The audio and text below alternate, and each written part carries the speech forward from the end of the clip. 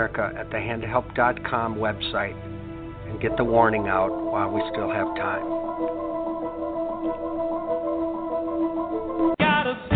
This is the Light of Truth radio broadcast with Michael Boldea.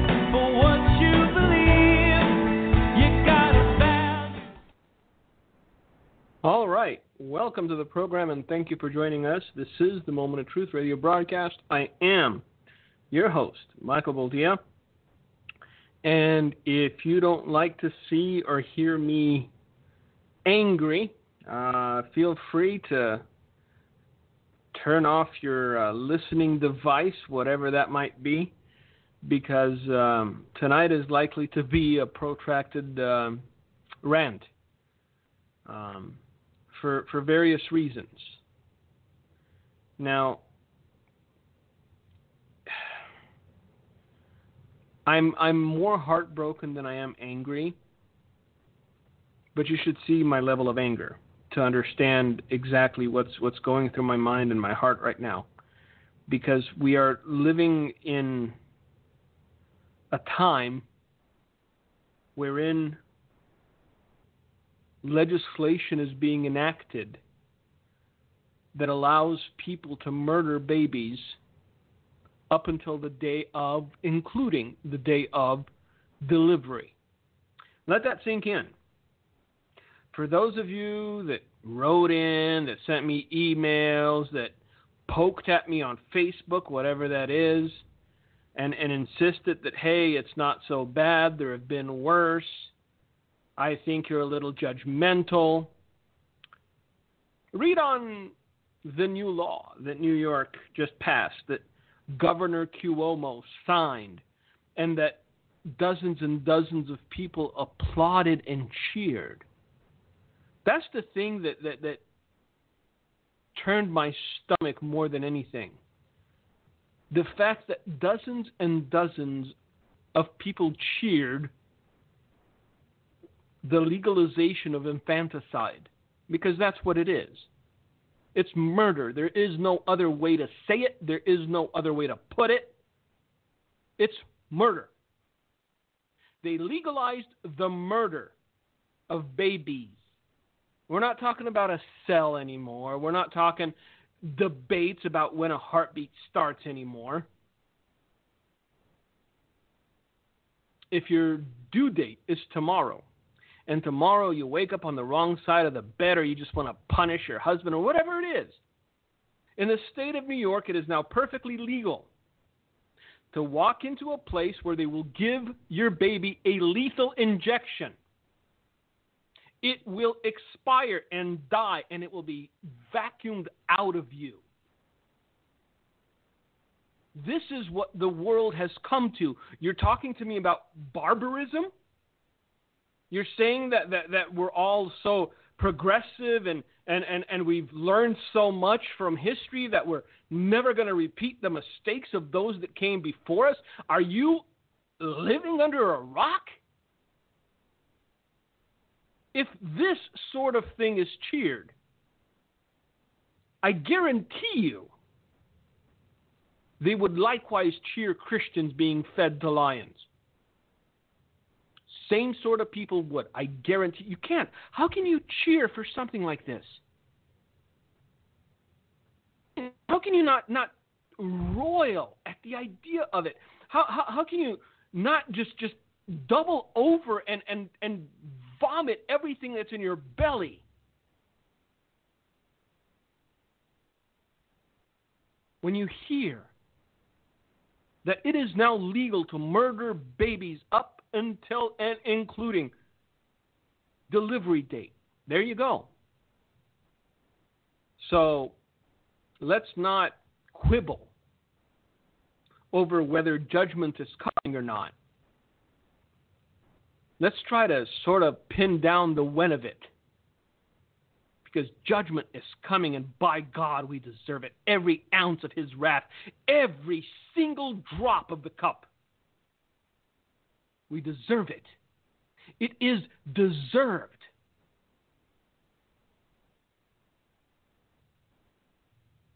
Every Joel Osteen prototype out there who keeps insisting that God would never judge us because he loves us so much. The only thing that'll be left of those people is their skinny jeans and horn-rimmed glasses. Understand that what is coming is beyond your imagination, and the only thing that will carry you through it is the grace of God, period. Because, man, we've exceeded what Sodom and Gomorrah did. Let that sink in. God utterly decimated with fire and brimstone both Sodom and Gomorrah, and we have far exceeded their sins. And the next time I hear a Christian tell me that the sin of Sodom and Gomorrah was inhospitality, that they weren't welcoming to strangers, I'm going to have to bite my lip to the point of bleeding. So I don't do something unchristian. We have exceeded by far the sins of Sodom and Gomorrah. And we will be held to account in greater measure than was Sodom and Gomorrah, for the simple reason that we ought to have known better. Sodom and Gomorrah did not have the Bible. Sodom and Gomorrah did not have sonograms where you could go and listen to a baby's heartbeat at 16 weeks. Maybe even before that. Sodom and Gomorrah didn't have the research to demonstrate unequivocally that a child is viable. It will live 70% of the time outside the womb at as little as 24 weeks, 23 weeks. And 90% of the time at 27 weeks. And the state of New York, in all its demonic wisdom, has made it so anybody can walk into an abortion clinic in labor and say, kill it. Kill it. I don't want it. Kill it. And nobody bats an eye.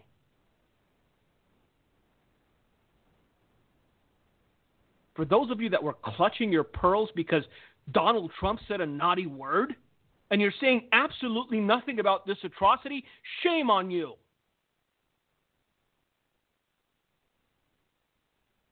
Nothing but a sanctimonious, self-righteous do-nothing.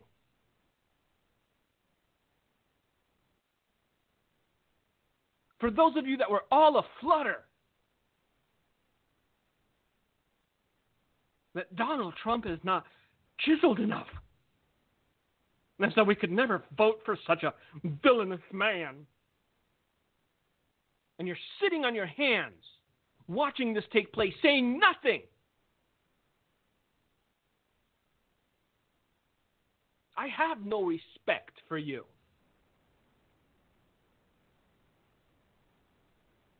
I'm angry, and rightly so. And you should be angry, and rightly so. Whatever happened to the righteous indignation of the righteous when they see abomination taking place before them? Well, no, brother, we have to pick our battles. If this isn't a battle worth picking, if this isn't a battle worth fighting, if this isn't something worth making your voice heard over, then nothing is. That's just the simple truth. If you can swallow this atrocity whole and not bat an eye, then there's something wrong with you, man. Your spiritual filter is off kilter. And I'm saying this with all the Christian love that I can muster right now. If this isn't making you upchuck, then what will? So, it's just astounding what's happening while the church sleeps.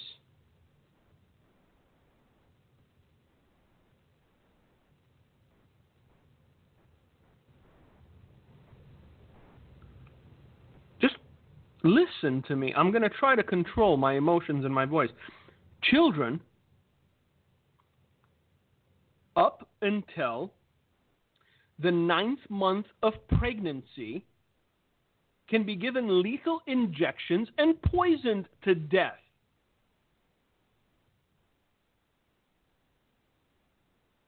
And if you want something to make your skin crawl and keep you awake at night, find the video of the ghouls who were smiling behind the devil's handman as he was signing this into law. Ghoul is kind. I don't know what word to use to describe these people. They are celebrating the murder of innocents up until the 9 months.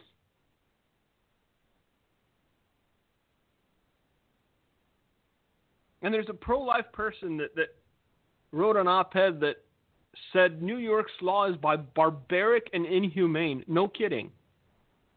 And it rejects modern science and medical advancements that reveal the development and humanity of life in the womb. They don't care. They know what they're doing. Understand. They know exactly what they're doing. God has blessed my wife and I with 2 daughters. And I was there every step of the way from the day they started to kick. You can't doubt that there is life there once you put your hand on a woman's belly and you feel the kick of the baby. You can't deny the spark of the divine, the spark of intelligence when they hear your voice in the womb and they react. They know. They don't care. They are possessed of the devil, given over, conscience seared, done and done.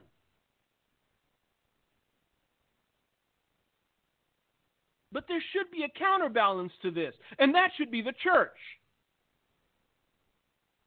There should be a counterbalance to this, and that should be the people of God standing up and saying, this is abomination, this is atrocious.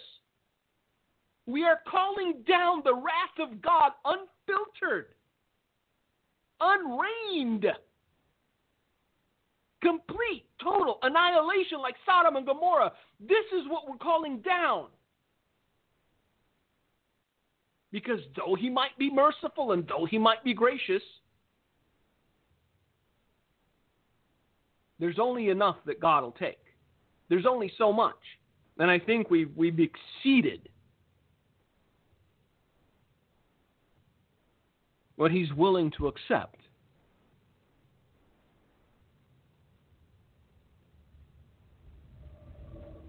Understand what is happening here. With the stroke of a pen, an infidel, an evil human being made it legal for other infidels and wretched souls to murder their children up until the 9th month.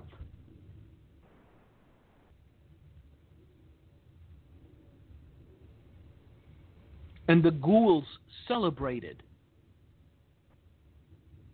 The ghouls applauded. The ghouls cheered. They were orgasmic in their celebration of infanticide.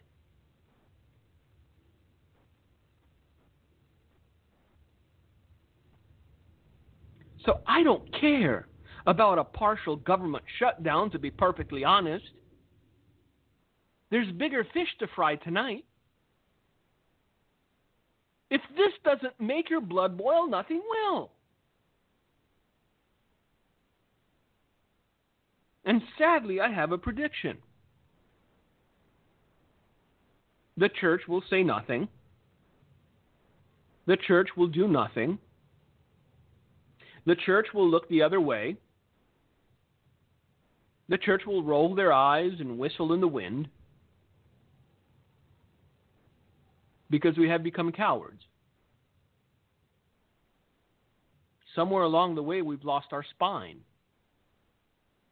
Somewhere along the way, we've come to believe that being strong and steadfast are evil, are bad, are negatives. People won't react well if you stand firm. I don't care how people will react. If I'm standing for the truth, I could care less about how someone will react to it, as long as it's the truth. The truth is this: New York has legalized infanticide.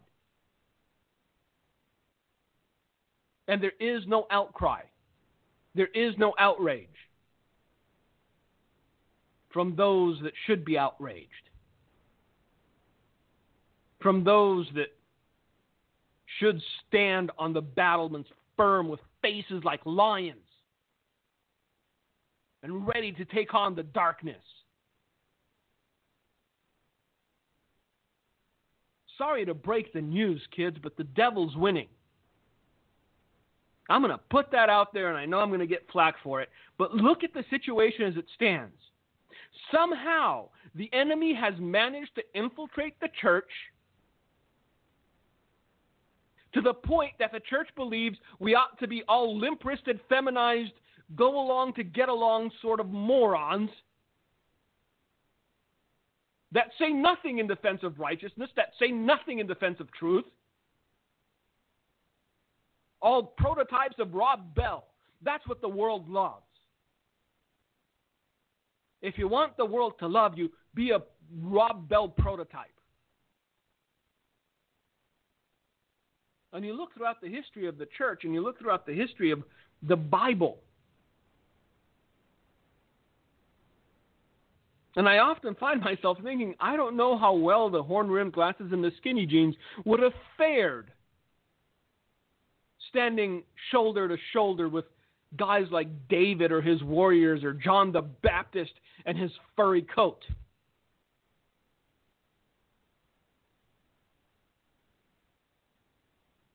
We are become cowards. And somehow we continue to justify our cowardice, not realizing that when Jesus spoke the parable of the talents, what he meant by talent wasn't the fact that you can tinkle the keys of a piano or fiddle on a banjo or hold a tune. What did you do with what he gave you? Did you squander it and let evil people take it? Or did you protect it and defend it and grow it? The Bible's not talking about some talent that you have. What's your talent? I love to braid hair. And I play the flute. That's not what it means. What God has invested in you, you must defend and protect, not bury and pretend as though it doesn't exist. You must grow it. What do you expect us to do? Anything. Do something. Do something. Anything. At this point, I'll take anything except sitting on our thumbs and judging those that would do something. Anything. Do anything.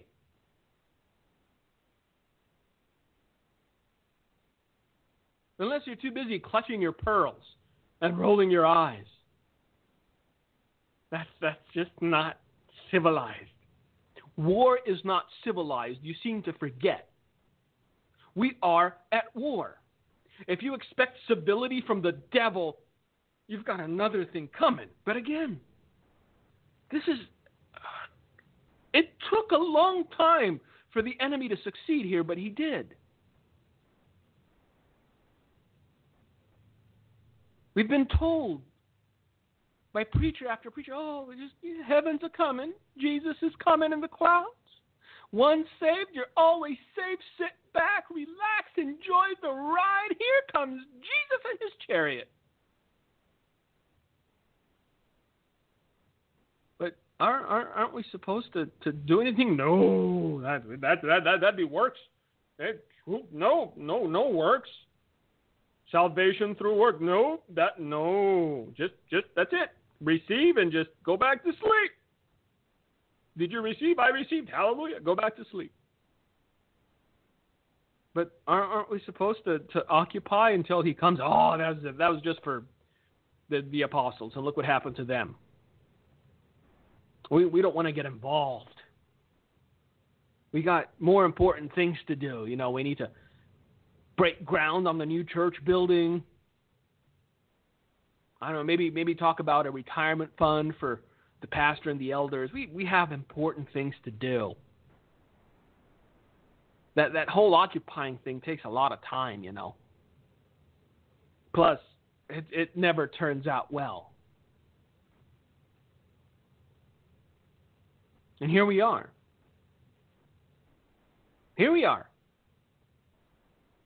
Infanticide legalized in the state of New York.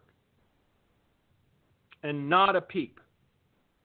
On the contrary, you have, let's call them liturgical heavyweights from the Catholic Church. Bishops and priests and whatnot. The guys that are now embroiled in the biggest pedophilia scandal in the history of pedophilia scandals. Well, they saw fit to take a break from defending their proclivities and their sins and their crimes to make a statement against the March for Life and saying it was useless and pointless and it just causes division and we don't want division. Now we know what side they're on. So, it's time to take a head count, kids. It is. It's time to take a head count and determine three things. Who's on our side? Who's on their side? And who's on their side pretending to be on our side?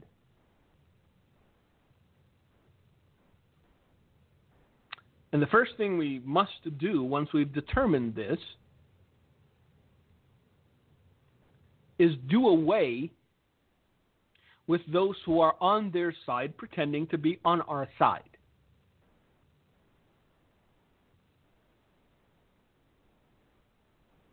It's going to be scary when we realize just how many people are pretending to be something that they're not. How many people know how to talk the talk, but when it comes to walking the walk, well, that's just too difficult.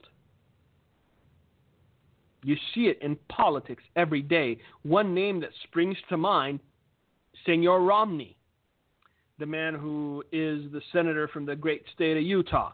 I don't know how the Utahns didn't see this one coming. But yep. As far as preachers are concerned, well, you should know. You should know which ones are truly on the side of righteousness and which ones are simply pretending to be on the side of righteousness while doing the devil's bidding. Yes, I said the devil's bidding. You know what? I'm done mincing words. I'm done trying to coddle people and not hurt their feelings. Because, to be perfectly honest and candid with you, your feelings don't matter. Neither do mine. Truth matters. That's all that matters. And right now, the church has an aversion to truth, the likes the world has never seen.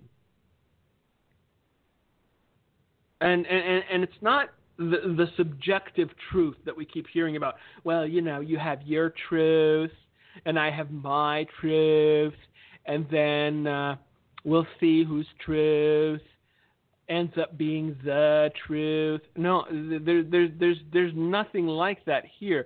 9 months 9 months, 40 weeks, 9 months, fully formed baby, 100% guaranteed to be viable to live outside the womb. The murder of which has been legalized in the state of New York. Don't give me semantics or try to split hairs. 9 months.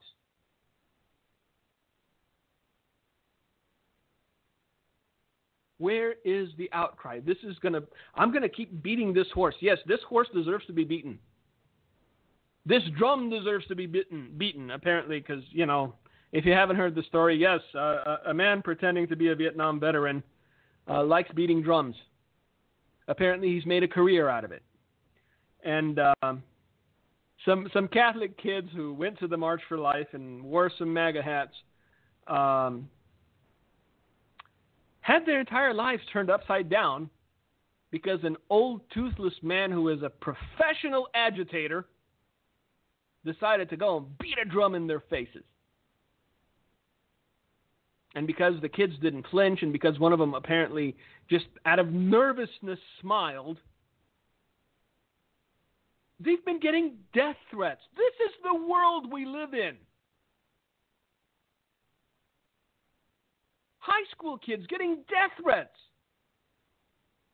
for smiling because an old man with nothing better to do decided that this was the moment he was going to shine and went and started beating a drum in their faces. Do you realize the downhill slope that we're headed on and how quickly we're going to enter freefall? If nothing changes, and I'm assuming nothing will, because those who are in a position to do something about it are too cowardly to do so, and the church itself is in the same boat, rowing up the same river. No, I don't believe anything is going to happen. I think it's going to go from bad to worse. And I think if and when these people do get power, these sycophantic just buffoons that we look at today and go, nobody's going to fall for this. Apparently enough people are. You see, and right now, the thing that you should be looking at to understand that there's momentum behind these moronic ideas that some of these people are putting forth is that the Davos crowd, the rich and the wealthy, those that are above the law, are starting to get concerned. They're starting to worry because this is the monster that they created. And right now, their monster's off the leash. And it's coming for their wealth. There's people talking about 70% income tax. They're saying that it is immoral for someone to be a billionaire. You know what? I shouldn't care. I'm not even a hundredaire. I should not care about the rich and the wealthy. But I know the underpinning philosophy of what this means. I lived it the first 9 years of my life. I know what it will lead to. And this is why I'm against it. Not because I have great love for billionaires. And this is what they're counting on. That most people will look at someone who's amassed billions of dollars and this other person who's saying we should tax them 70%. And they shrug their shoulders and go, that doesn't affect me. Tax them. Make it 90. But see, as has been the case throughout history, eventually you run out of rich people to eat. And the word rich gets redefined over and over and over again. And it starts to dip from billionaire to millionaire to 100,000aire to why do you have a house when so-and-so doesn't? Get out.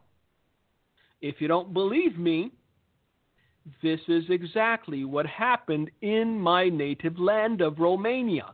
This is exactly what happened in Russia. This is exactly what happened in every country that has tried the failed experiment of communism. They came to the people who worked hard all their lives, who had a home, and said, you're a baron. You're rich. You get out. We're going to give your home to the indigent, to the poor. They need to feel rich too. And guess what the indigent and the poor did to the nice homes that they were given? Turned them into the hovels that they were used to. Because they didn't work for it. They didn't care about it. I've gone through some of these like beautiful homes, 1800s, 1920s in Romania, just gorgeous homes on the outside. And you go inside and you could see that there was absolutely no respect for anyone's labor, just holes in the wall and all the floors are just torn up. Anything and everything that could have been stolen got stolen. Because you're never going to respect it if you didn't have to work for it. If it was just given to you by the state, then you're going to abuse it. And so this is why I'm sounding the alarm on these things, not because I have any love for billionaires, but because the word rich is going to get redefined to the point where there's national misery aplenty. And when you look at it in an objective manner, it was horrible for 20 some odd million Romanians who were all Romanian to live under such things. But when you take a nation of 330 some odd million from all over the world and you impose this kind of lunacy, it can only end in one fashion. It can only end one way. And that is much bloodletting. So here we are, 2019.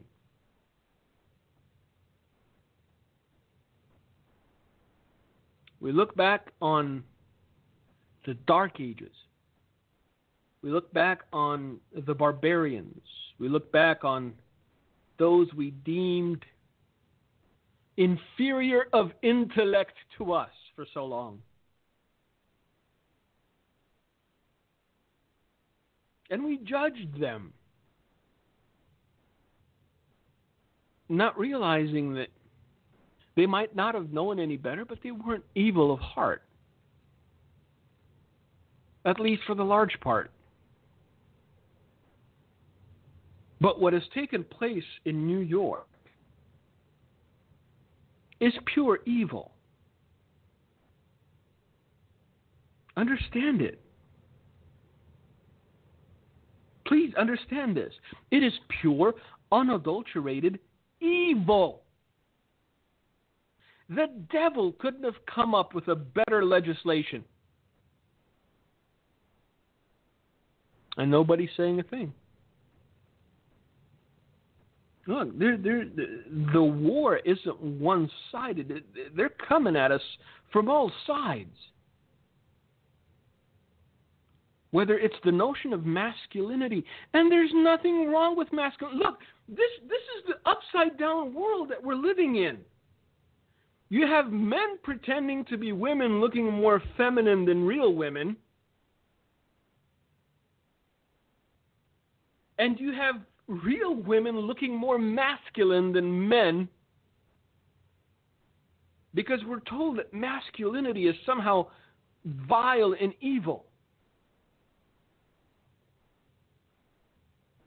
And underneath it all is this constant attempt to upturn and undo everything that God established.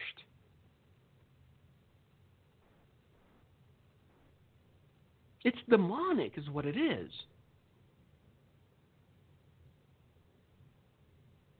It's the devil's way of trying to poke God in the eye, to distort, to upturn established order, and then watch as chaos unfurls. Look, you have people that on the surface seem normal, rational, intelligent. saying that they're not going to call their kids a name or give them a specific gender until they decided for themselves. Not long ago, listening to something like that would have made Children's Protective Services go and take those kids away. The woman's a lunatic. This is an actress, by the way. Yeah, I'm not going to give my child a gender. I'm not going to give them a name. I'm going to call it it. It, would you like some breakfast? It, would you like some lunch? Until it decides what it wants to be gender-wise, and then perhaps it can name itself. This is the madness that we've descended into as a civilization.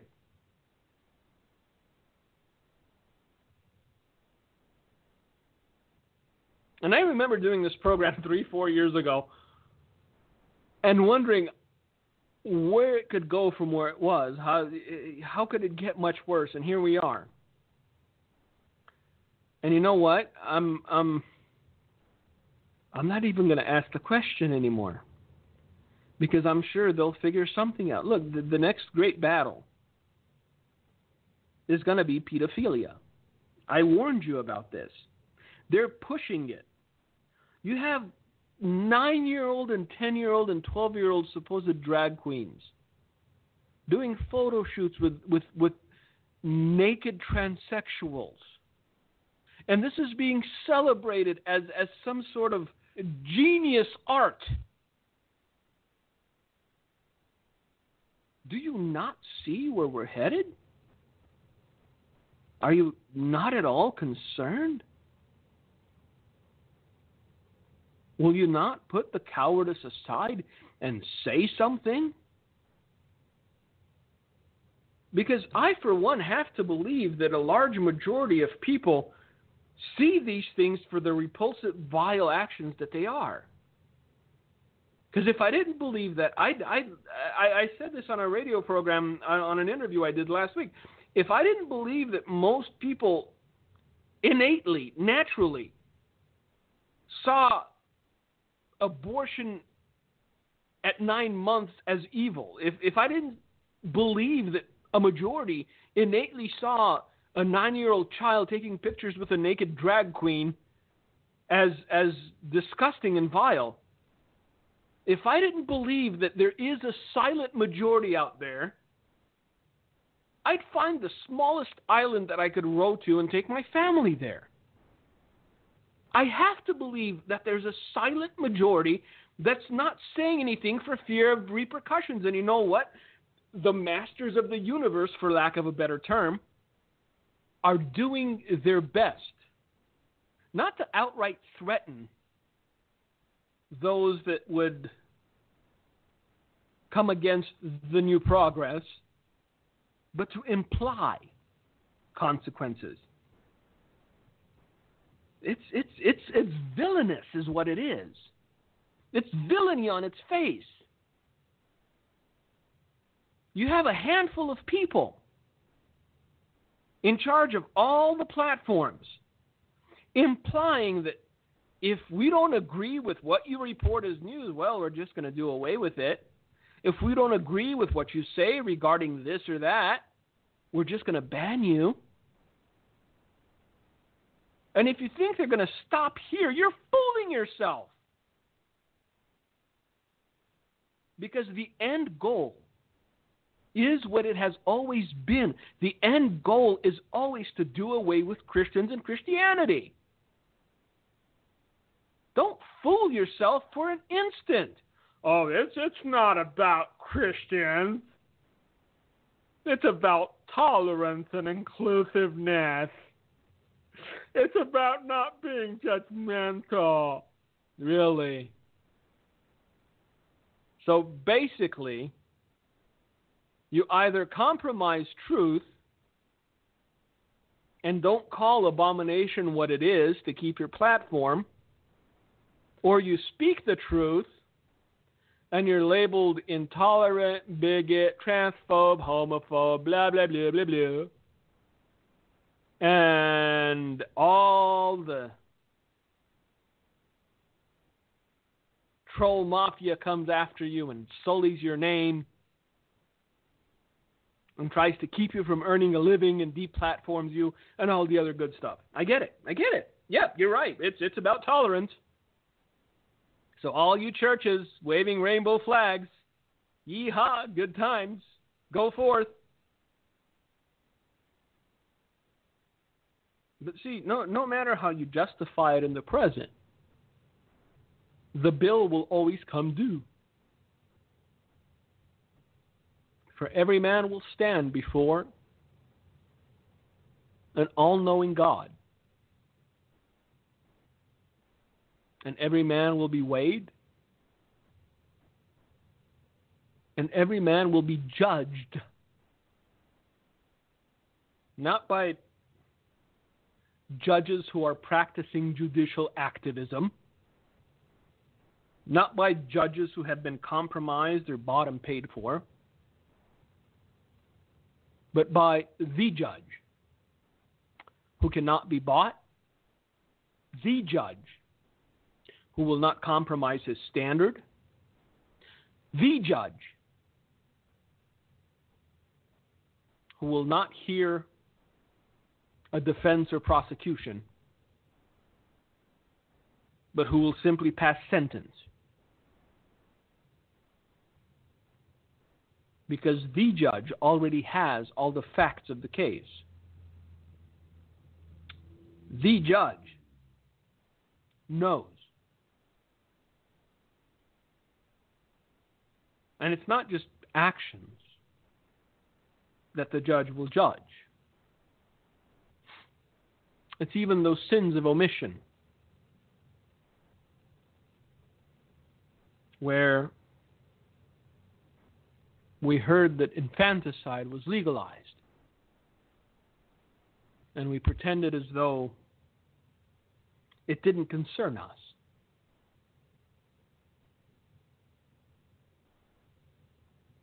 God have mercy. God have mercy.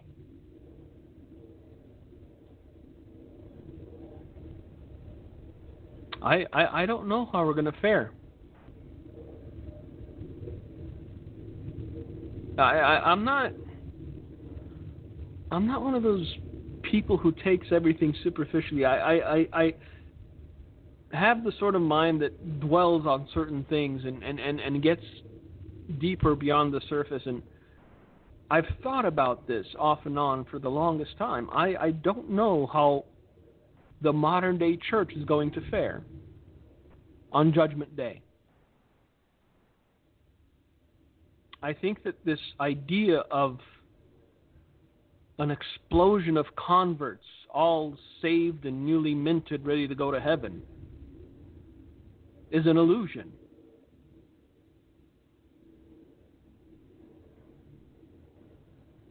I think we're looking for the last great revival when we're seeing the great falling away. Something's not clicking, kids. Because I hear all the boisterous optimism. Oh, revival's coming. A new one, better than the last one. And yet, crickets. Crickets is what we're hearing. Azusa Street. Redux. Crickets.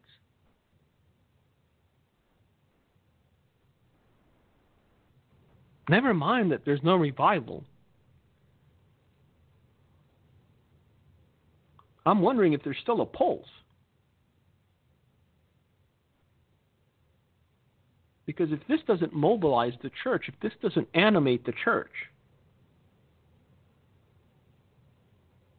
if seeing infanticide legalized doesn't make the church drop whatever it's doing, and as one make its voice heard,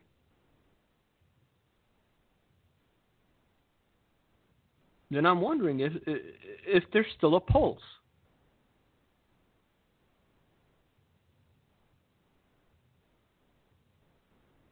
Are we already dead?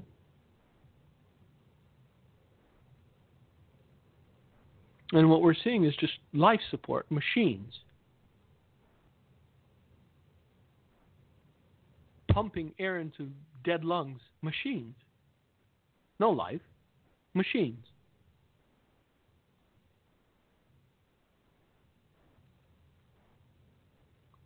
Because if life were present, we'd be doing something.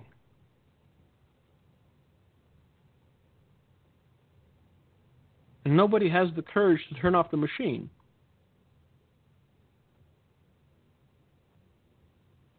Because in their heart of hearts, they know what the outcome will be if they turn off the machine.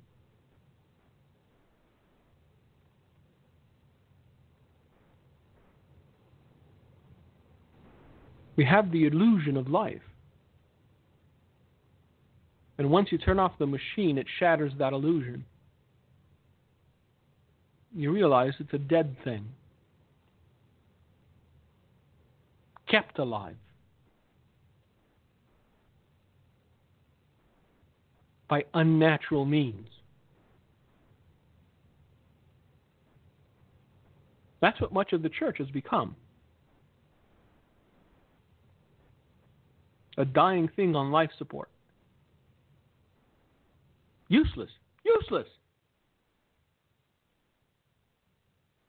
Bedridden, with tubes coming out of its mouth and a machine pumping air into its lungs. Because we need the institution. Even if we're all hypocrites. We need the institution. No, we don't. We don't need the institution. We don't need to keep a dead thing alive artificially. Let it die. Let it die.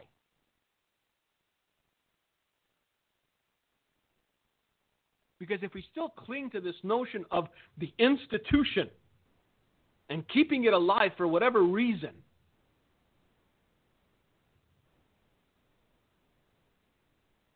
then we're never going to get into our prayer closets and start to weep and pray and do what we ought to do as individuals and not collectively.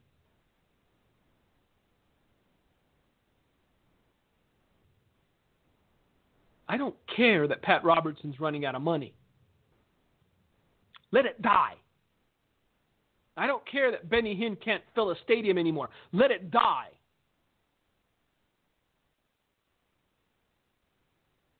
I don't care that Joel Osteen can't buy another private jet.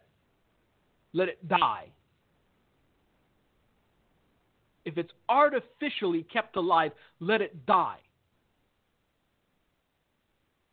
Because perhaps at that point, at that juncture, we will have that eureka moment, that light bulb. Perhaps a memory is reawakened of what it was to be alive. Of what it was to be on fire, of what it was to have a purpose in the kingdom of God.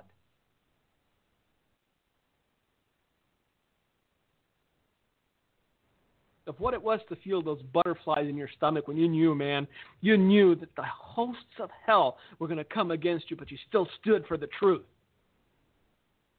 You remember that feeling? How long has it been? How long has it been since you felt that? Where you knew, man, you knew that because you were willing to stand, you were going to get it from all sides.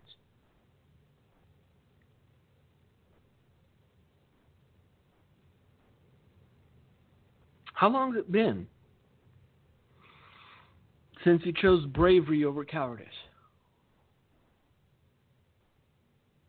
How long has it been since you chose saying something over keeping silent?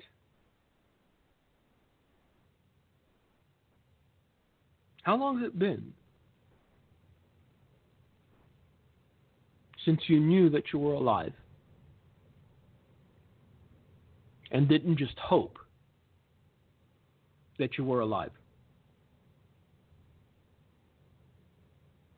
How long has it been?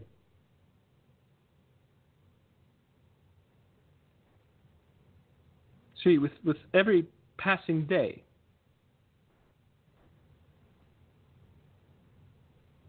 there are those without a voice.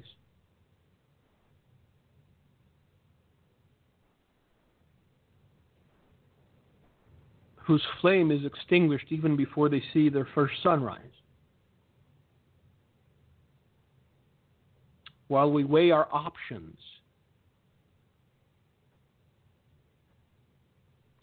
while we look at the most strategic way to say something or tweet something without really getting involved or letting people know who we are, because there might be blowback or retribution. Every day we do nothing. Innocent blood is shed. Every day we say nothing. The devil gets a better foothold.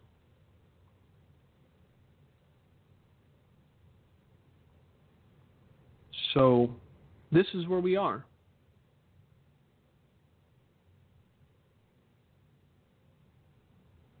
And I'm heartbroken.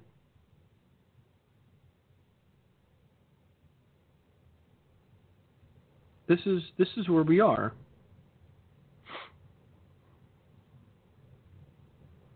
And I'm disgusted by the world that I'm leaving behind for my daughters.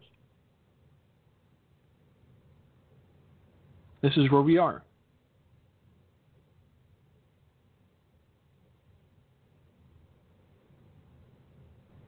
And I cannot fathom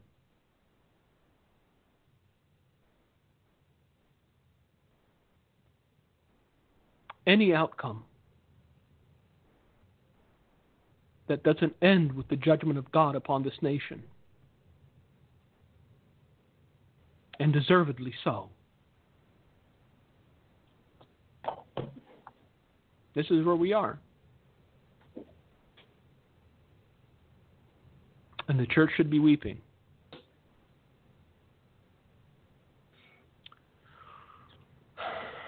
So, this was the program for tonight. I know it wasn't upbeat. I realize there wasn't much joviality to it. But truly, be honest. Is there anything to be jovial about at this juncture? So, I recommend you dust off the closet and you dust off your Bible and you get rooted in the Word again. You dust off the armor and you put it on. And do something. God bless you. Gino, if you're there, it's all yours. Yeah, thank you, Mike. Just a incredibly eye-opening program. I would suggest a couple things tonight. I'm going to give a phone number out. The Archdiocese of New York's office number, 646-689-2613. It's called the Respect for Life office. Please try to call in, and I would demand that they take action against Cuomo.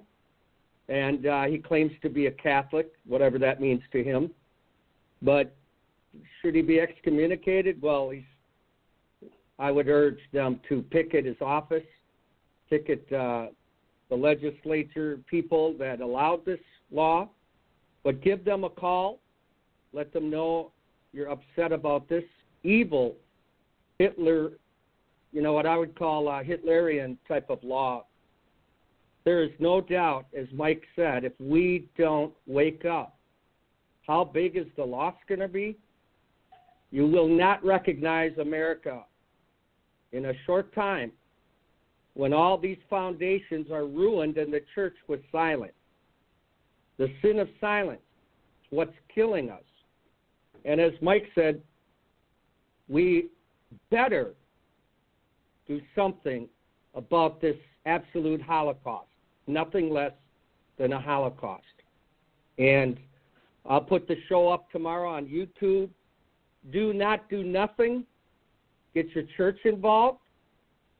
get some knowledge of people that you can get a hold of.